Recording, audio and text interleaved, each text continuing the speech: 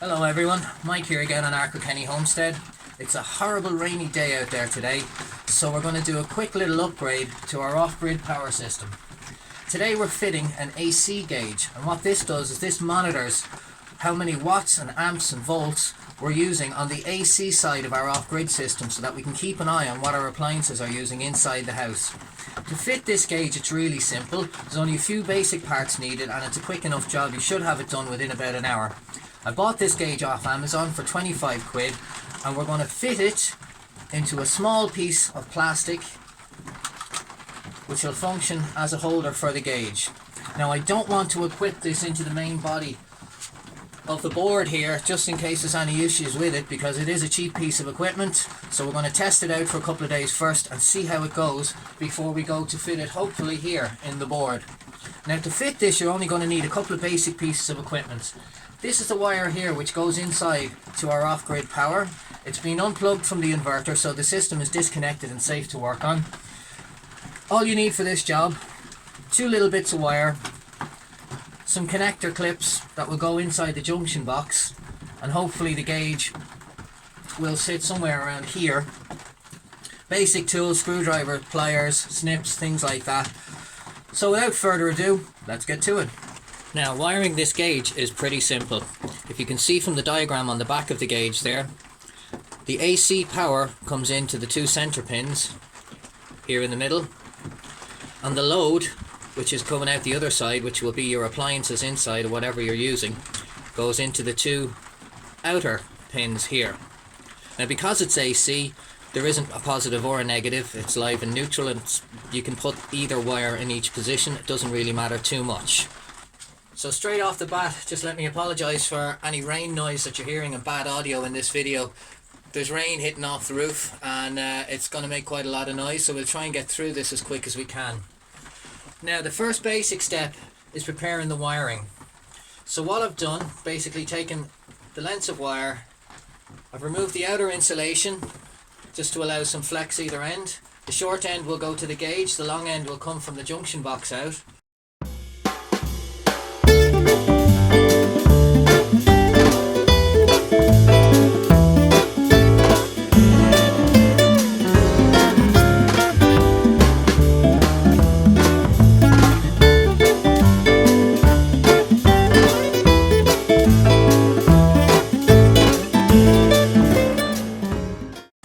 Okay.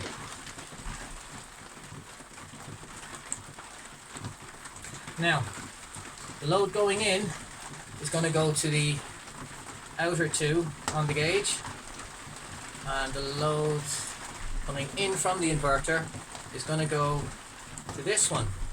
Stick them in there, make sure they're fully home, and then get them nice and tight then with the screwdriver.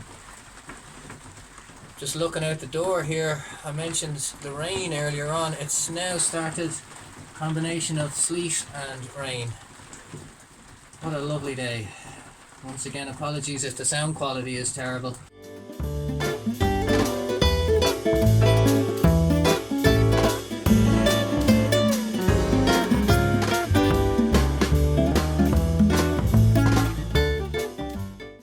Okay, that is the gauge connected. Now, we'll have to tidy up them wires and the junction box because it is a bit messy. I might ultimately replace this junction box for something a bit cleaner looking. So we're going to hopefully have it somewhere like that. Now, we don't want it up tight against the wall, so I just pre-drilled 1, 2, 3 holes there, and I found these little old rubber grommets out in the shed that I'm going to use as spacer plates of sorts.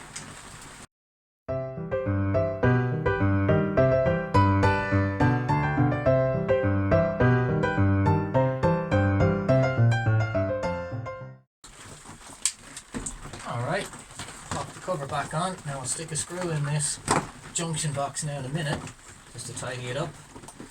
Okay, now the inverter doesn't like reading below 14.4 volts and the system has dropped down. We can see there that the system is currently 13.5 volts, which is still fully charged. But the inverter, as I said in a previous video, is faulty, so I'm just plugging that in right now and it's going to beep but our gauge should turn on at this stage. It's making a liar out of me. No beep. Oh, there's the beep now. Okay. So let's have a close look. So we're reading 228 volts. Nothing going through really. 0.3 of an amp. 0.4 watts. Okay, so I'm going to let the system charge back up again. Turn off that awful noise. So we can see that the gauge works. When I'm confident that this is a safe part to use, I will equip it to the board. But for now, I'm going to keep it here just to test it and keep a close eye on it. Important to do with all of your off-grid stuff, especially when you're doing things on a budget. Just make sure that you keep a very close eye on whatever it is to make sure that it's not faulty. Even the expensive stuff can be faulty, like our inverter over there, which still makes a god-awful noise. But we can see everything is working, and I'm going to go plug the fridge in. Okay, so the fridge is now running on the off-grid system inside, and I don't think the motor or the pump and whatever it is in the freezer has kicked in. So far, the system on according to the gauge here, we're at 233 volts, 0.4 amp current draw, and 0.6 watts power being used. Okay guys, it's now 30 minutes later. I've been keeping an eye on the gauge here, and I've just come out and realised that it's starting to fail. So safe to say that this gauge is totally useless and dangerous. So buying a cheap gauge is not always a good idea, but I think it was important to add this bit into the video to show you. You can see the screen is starting to black up there. I can feel heat coming off it. There is a smell of burning, so this is going to go on fire in the next few minutes. So I'm just going to switch everything off. All it's doing, by the way, is charging a phone. So this was a very important piece of information here, I think, to see. When you buy cheap stuff, it's not always a good idea, but it's sometimes worth a chance. So, gauge unplugged, system unplugged. Let's go in for a closer look. Now you can see where the screen is starting to black up, where the device is failing internally, obviously. So lessons learned. I'm going to have to go and get a new gauge now, but for the moment I do not recommend that anybody buys this one that I bought off Amazon for 25 quid because it is dangerous. Now it's rated for between 80 volts to 260 volts at 20 amps. It should have had no problem charging a phone, but evidently it has. Okay, lessons learned. We've now brought our failed gauge out to the workshop, and I pulled the back cover off just to see exactly what went wrong. Now looking closely at it, inside you have a big resistor here, right next to a capacitor. And if you look really closely, you can see the scorching from where that resistor got hot. Got way, way too hot. Now if I'm to have a guess, this other little guy here says 16 volts. Whereas this capacitor is rated at 275 max, I guess, at 1 picofarad. So I'm guessing the resistor is also rated for a max of 275 volts. I'll have to check the colour lines on that to see. QC passed? Quality control passed? I don't think so. So anyway, having opened this up, we can see that this is quite a dangerous little piece of kit. You can buy this in good faith, thinking that it will be a suitable monitor for your systems.